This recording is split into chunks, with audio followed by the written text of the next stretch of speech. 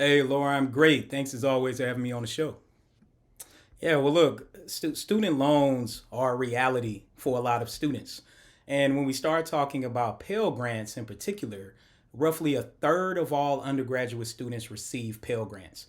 This means that their families qualified for them to receive Pell Grants. That means that oftentimes they were low income and they don't have the money up front to pay for college, so they are stuck with loans. Now, the other wrinkle here is who actually are the Pell Grant recipients? Well, typically they are in some ways non-traditional students, particularly by age. If we look at, say, individuals who are 24 to 40, they make up roughly about a third, a little over a third of all Pell Grant recipients. I think a lot of people would not think that was the case. Now, the traditional college age makes up about 55%. But then there are others that make up that 45% that make up a different group. The other thing that's important is dependency status.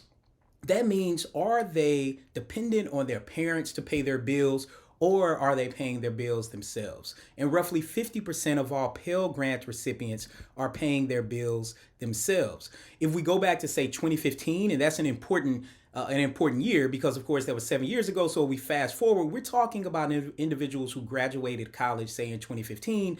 They're around the age of 30. If we look at race, we see that Pell Grants are much more likely to be allocated to Latinos, to Black people, which represent roughly around 55% for each of those groups. So that means of students receiving Pell Grants who are Black and Latino, over half of those students are receiving Pell Grants, suggesting that they are low income. So it's important for people to remember that the backgrounds of these students who have worked hard to make good grades, to apply themselves, that it doesn't necessarily mean that they came from money. And it also doesn't mean that they now have jobs that can readily help them pay back their student loans, especially if they got unsubsidized loans, which were more likely to be allocated to students who attended historically Black colleges and universities compared to predominantly white institutions. Subsidized loans mean that a person's interest will not accrue until they graduate. Unsubsidized loans means that the interest will start happening immediately. Look, it definitely puts a dent in it. And so let's break this down for people. When we look at student loan debt, especially say if we look at it by social class background or by race, white people have on average roughly about $30,000 in student loan debt. Black people have about 36 to 37,000. Latinos have around 27, 28,000. Asians around 25,000. So look, everyone has this debt. And even if we take the highest amount, say for African Americans, cutting that down by 10,000 reduces that by a third. If we start taking that down 20,000, now we're talking about almost cutting it in half. That will be huge for people who are trying to get a leg up. We know that young adults in particular, millennials, have been hit hard, not only when it comes to student loans, but also in terms of the housing market. They have been priced out. Their occupations have not kept up with inflation. So there are a series of things going on. And I think what Biden was aiming to do was to find a middle ground. He wasn't going to forgive all student loan debt. I mean, I think a lot of people would go ballistic about that. But what he said is, what can we do to focus on something? And this is why he said 10,000 off the top, 20,000 if you got Pell Grants. And now he's really targeting, again, people who are lower income, who also happen to be students of color. And that's the reason why I'm focusing on that. The other things he did, though, are also really important for all individuals who have student loans. First thing he did was he lowered the percentage based on people's income from 10% to 5%. So now people are going to be paying, or they can renegotiate to pay about half of the amount per month that they were paying previously. The other thing is he has further incentivized people to pay on time and pay regularly. Used to be 20 years. I mean, I want people to think about it. 20 years for a student loan. I mean, look, that's almost as long as people have their home loans. I want people to really put that in perspective. He's lowered that threshold from 20 to 10 years where people simply have to pay on time. So look, there is something in this for everyone. And as I talked about on your show when I hosted a couple of weeks ago, and someone was talking, look, Biden is having a really, really good summer. And this is something that people on the far left wanted. And I think he came up with a really, really good compromise that also targets the people who are most vulnerable by the system. Of what President Derek Johnson had to say about this, and I'm curious to hear your response to this. He said, President Biden's announcement canceling up to $20,000 for Americans across many generations takes us one step closer to the NAACP's ultimate goal of alleviating the burden of student debt. We've got a ways to go. The NAACP, he said, is proud we were able to push Biden to exceed $10,000, bringing us closer to $50,000 and beyond, and talking, of course, as well about the resumption of payments down the line. However, there was this notion, and speaking about it, it wasn't enough. He described it. It was sort of like the idea. I think the phrase was something along the lines of pouring ice on a fire. And what this piece says, it was written by Derek Johnson.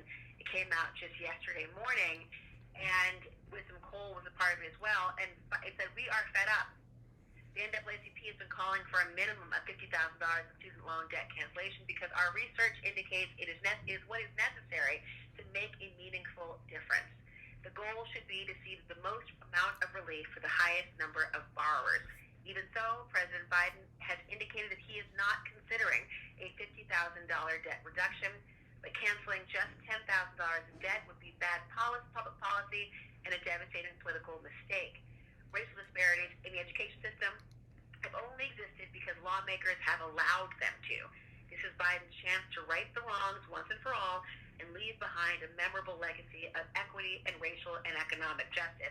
Which brings me to the question for you, because you and I have spoken about this a great deal, and the idea of how this translates to the voters, how it translates to knowing the emphasis that was placed on Black and brown voters most impacted by the student loan debt inequities, and also called upon for elections, particularly presidential elections, that although there has been the series of legislative victories in recent times, many of the things that were campaigned and targeting Black and brown communities, like student loan debt, like conversations around criminal justice reform and the like, these are not feathers in the cap of President Biden yet.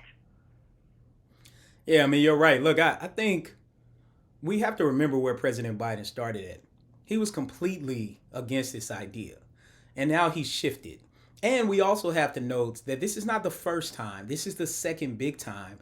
He passed legislation earlier if individuals had attended for-profit universities that were predatory with their loans. He forgave that debt, and now he has another student loan program. The other thing is that this also includes the federal family education loan program, which is really, really important because Black families in particular are more likely to take out loans for their children to go to college because they don't have that nest egg built up in wealth, which is typically coming from housing. And of course, we could talk about the way that housing plays out when it comes to racial disparities. And so, look, it's never enough. But I do think that what Biden is trying to do is admirable, and I think he's done it. And I think particularly when we look at the impact that the Pell Grants are going to have. I'll also say, I definitely think a lot of people are trying to figure out, particularly people who live in major metropolitan areas, if they make under that $125,000. And I know some of your listeners are thinking, $125,000, that's a crap load of money. Well, yeah, but as we talked about last week, it's one of those things where depending on where you are, that's a drop in the bucket. You could be making $40,000 in another area and actually have more money coming into your home. But I also get President Johnson's analogy. I saw something on Instagram that was showing a person throwing a bucket on a wildfire. And someone said that that is what Biden is doing. I think we definitely have to give him more credit. I mean, again, if we're talking about on average people having roughly $30,000 to $40,000 worth of student loan debt. If they have Pell Grants, forgiving $20,000 is pretty big. Lowering the amount that people are going to have to pay is pretty big. And then if people pay over 10 years, forgiving pretty much all of that is also a big deal. I also want to tell people, if you are in a service occupation, say like healthcare, there are government programs that allow you to work in underserved areas. And once you work in those areas, they will forgive a majority of your student loan debt. So there are a series of programs that are set up to actually help people alleviate the student loans that they have. I mean, you often hear about conversations, and we're talking about this earlier in the program. There are many who are saying, and they're using the plumber as the sort of illustrative example of, those who choose not to go to higher education schools for whatever reason, and they're not getting any relief. and it almost occurs as it's pitting against two populations. It's the either or mentality that we've seen that has been a large part of political talking points to try to force people to go against each other. And I also wonder, the same people are talking about this. Are there similarities to be drawn between, look, if you're so concerned about these issues, about the relief given to students, then should it also track that you are that much more invested in a living wage? Does a minimum wage, should that be a part of this conversation as well? Most definitely. I mean, look, when it comes to people living, I mean, the minimum wage, I'm unsure why we're still using it. I get the historical significance. I get coming out of the Great Depression that we had to set work hours. We had to have a minimum wage for what people would get. But a living wage is definitely a better term. And it's oftentimes geographically focused. So we have to think about a living wage and how it's different across the board. It's part of the reason why why a minimum wage is different across states. But even within states, that doesn't really make a whole bunch of sense, because you could be living in an urban area compared to a suburban or rural area, and it's completely different.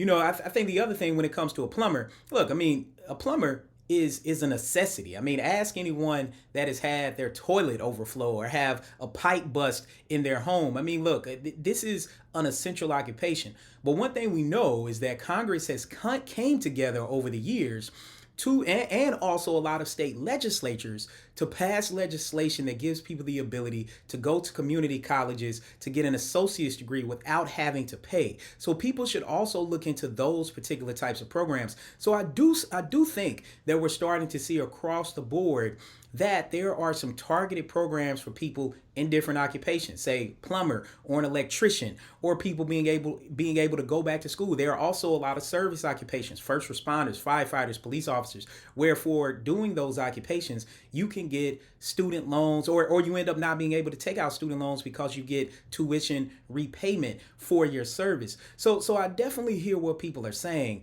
but there are programs out there for a lot of people. And the reason why this is happening is because student loans over the past 10 to 20 years have become predatory in nature. And the federal government is trying to do what it can do. Can't do much about private loans. I mean, I guess technically they could actually. But what Biden has chose to do is to focus on federal loans, which makes up a large percentage of students who are actually getting student loans, and then also who are qualifying for Pell Grants because they come from low-income backgrounds. So, as you look ahead and think about where this stands, and what do you make of the idea? I mean, how do you see this even playing out in terms of the overall electorate? I mean, are people looking at these issues and thinking that they're overemphasizing the real value that people put on them? Are these issues truly going to be as discussed as they are right now? I think so. I mean, look, I think when we go into the midterms, I think, it's interesting. President Biden is very savvy. He's been doing this for a very, very long time. And one thing he knows is about building up momentum. And I remember last year repeatedly he would kind of, do this Aaron Rodgers thing. Definitely not to compare him to Aaron Rodgers. I definitely don't want to put these comparisons in people's heads given where Aaron Rodgers is done. But go Packers. But nonetheless, football season's coming up, Lord. I'm distracted. But with Biden, last year he was saying, calm down. He was like, we're going to build up, we're going to get people on board, we're going to see where they stand on these issues, and then we're going to try to implement some of these things. And again, that is why this summer is so important. He is building momentum up to November. And I'll tell you, Laura, as critical as I've been over the first couple of years, if he gets one more big thing, whether that's voting or thinking about policing, I mean, we know that there have been a series of incidents. A pastor got arrested for watering his neighbor's flowers the other day. I mean, just crazy stuff is happening. And so Biden is building up momentum. I do think it will make a difference. And partly this is why. In order for Democrats to win, particularly in certain states, they need oftentimes black people, Latinos to come out to vote. They also need people, even though Democrats oftentimes cater to more of an urban, highly educated electorate, there are also a lot of working class people who vote Democrat, and Biden has always sort of campaigned with that in mind. In order for those people to come out, they have to think that positive things are happening for them.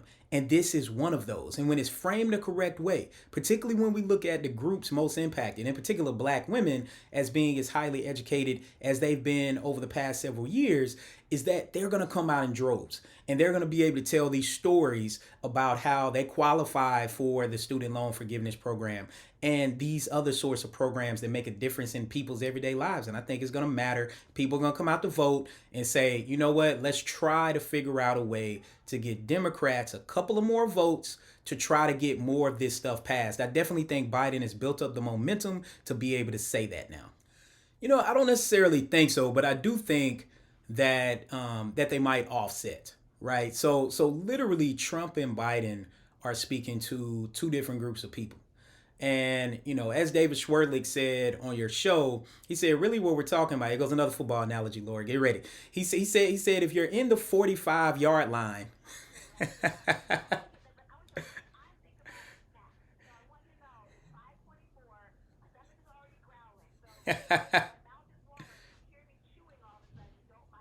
yeah, I'm ready for nachos and popcorn, all kind of stuff. But if you're in the 45-yard line, we're really talking about independence. That's really what we're talking about. How are independents feeling? And I think that Biden has sort of set on the line and teetered a bit that has independents wanting to do certain things. But look, I'm gonna tell you, I think regardless of what Trump and Biden are doing, the voter suppression tactics that are happening in Georgia, Florida, Texas, Arizona, are going to continue to play a big role. And I think that's what people have to pay attention to on the ground. Oftentimes people say, oh, there's no one stopping you from voting. This is the thing. Is it more difficult for certain people to vote than others? And the answer to that question is yes. And so until we equalize that, then that's going to continue to play a role. Voter suppression is going to continue to play a role in a way that it shouldn't. In Texas, where people are having to drive 50 miles just to cast their ballot. Look, for people in Texas, think about that. Like 50 miles in Texas is far. I mean, look, 50 miles is far no matter what, but 50 miles in Texas is really far. There's no excuse for that. Look, Trump is going to continue to be in the news. I definitely think Republicans have to figure that out. Moderate Republicans have to figure that out. They have to realize that they are troublesome bedfellows with the far right and Trumpism.